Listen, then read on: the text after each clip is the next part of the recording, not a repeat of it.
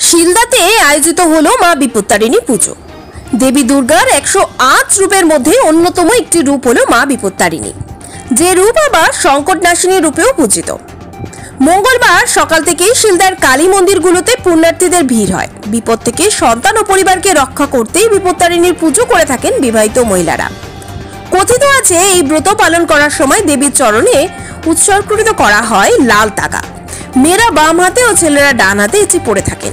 এই লাল তাগা রীতি মেনে 13 রকমের বিভিন্ন ফল নিয়ে পুণ্যার্থীরা মনস্কামনা পূরণে পুজো দেন।